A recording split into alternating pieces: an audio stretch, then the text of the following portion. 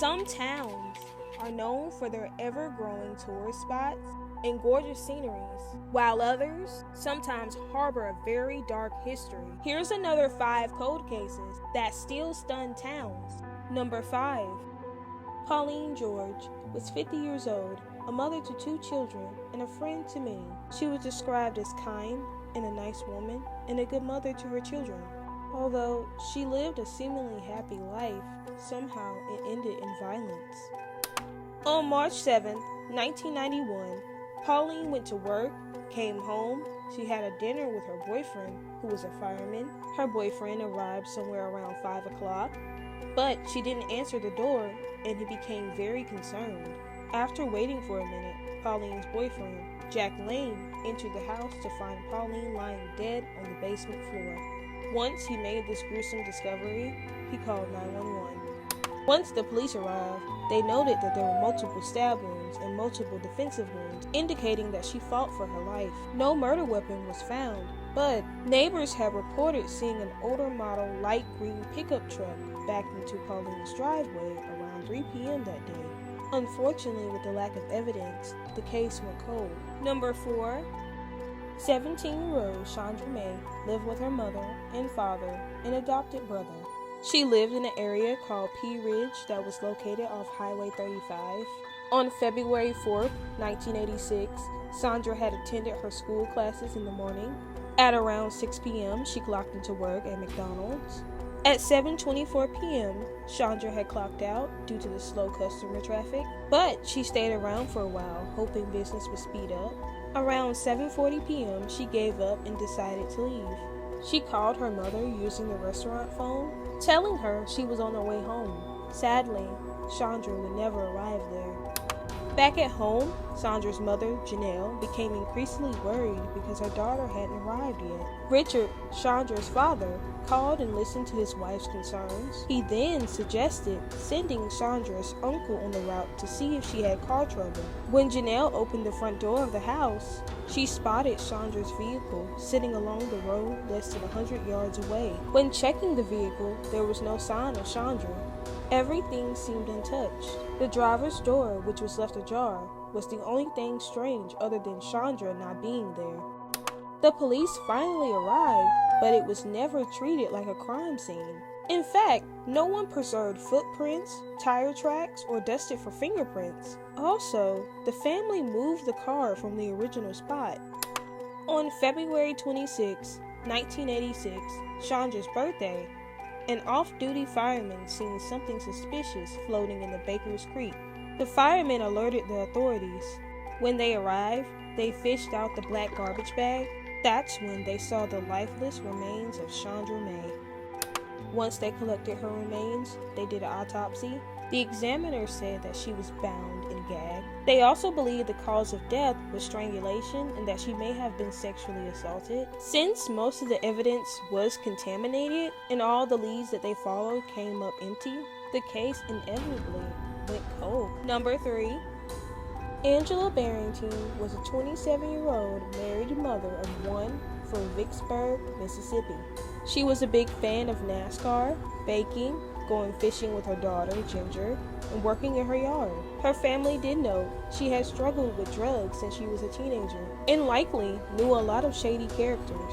However, she had the biggest heart and would do anything for her little girl.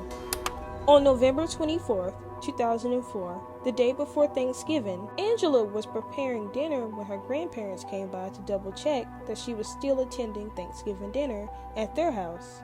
After they left, around 6:30 p.m., Angela decided to make a run to go get cigarettes. Daniel, her husband, stayed home with Ginger. Angela did not return that night, nor for Thanksgiving dinner at her grandparents'. Her grandparents were immediately concerned and reported her missing. Angela knew drug dealers, and it was confirmed she was spotted with 2 men November 25th at noon. In August of 2005, when the water level dropped to 7.5 feet, police could see a vehicle poking from the Big Black River. Inside the green and purple 1997 Ford pickup was Angela's skeletal remains. The location was so isolated that a backhoe had to be used to pull the truck out. Angela's remains were sent August 3rd 2005, where they ruled her death undetermined, but suspect foul play. The case is ongoing, but going cold. Police are not telling the family updates. Number 2. Blake Chappell was described as a kind of person who was friends with everyone and a person everyone loved to be around. He was always willing to help people he loved and always saw the best in others. He loved racing his dirt bike, drawing, and playing Guitar Hero. He also adored skateboarding. On the evening of October 15, 2011, Blake went with his girlfriend Rian to a homecoming dance. Around 10:30 p.m., the couple is picked up by Rian's mother, Shannon. At her house, they watch a movie and hang out. About an hour later, Shannon drove Blake to his friend Austin, where he planned to spend the night. Sometime between 2 and 3 a.m. on October 16, 2011, Blake leaves Austin's house on foot to make a 3-mile walk to Rian's house. He arrived at 4:30 a.m. and snuck into her bedroom. They hang out until the couple is caught by Rian's grandma.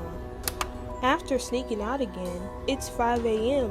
when Blake is making his way back to Austin's house. He sends a text to Rian and Shannon apologizing for coming in so late without permission. At 5:30 a.m., Blake sends a text saying a police officer stopped him and asked for his ID. Shortly after, Blake continued his walk, sending his final message, complaining about the cold. Later that morning, Rian and her mother, as well as Austin, begin worrying when they learn he hadn't made it back to Austin's house. From here, the search begins. On December 19, 2011, passerbys alerted the police that they had found remains in a local creek near Summer Grove Parkway. The remains were only wearing an undershirt and underwear and had suffered a gunshot wound to the head. They never found his clothes or his personal belongings. Sadly, the remains were identified as Blake's. After clearing 2 people of interest and leads becoming scarce, the case went cold. Number 1. Rhonda Coleman was a senior at Jeff Davis High School. She worked as a cashier at a local grocery store, Piggly Wiggly. Rhonda also had plans to attend Georgia State University in the fall and dreamed of being a pediatric nurse. On May 17, 1990, Rhonda and her friends were decorating their graduation banners. It was a senior tradition, so her parents obliged. She left home at 7 p.m. At 10 p.m., Rhonda left the decorating party. She wanted to give herself time to stop at Hardee's before her 10:30 curfew. Rhonda was punctual, so when she didn't return home at 10:30, her father feared the worst. During the same time, one of Rhonda's friends, Layla, found her 1989 Chevrolet Cavalier along a dirt road. Layla didn't attend the decorating party due to work. The vehicle was 20 feet from Bell Telephone Road, and the lights and the motor were still on. The door was ajar, and her purse was still inside. There were footprints leading from her car towards tire tracks of another vehicle. This indicated that another vehicle had pulled over with Rhonda. Layla turned off the engine and returned to her boyfriend's house to call the police. 20 minutes had passed and the police still hadn't arrived, so Layla returned to her boyfriend's house to call the police again. By 11 p.m., Rhonda's father, Milton, decided to look for her. Another 40 minutes had passed before police arrived on the scene, and there was still no sign of Rhonda. 3 days later, Rhonda's body was discovered by a man walking his dog through the Montgomery County woods. Her remains were found partially burned. Rhonda's case remains unsolved. See you next time.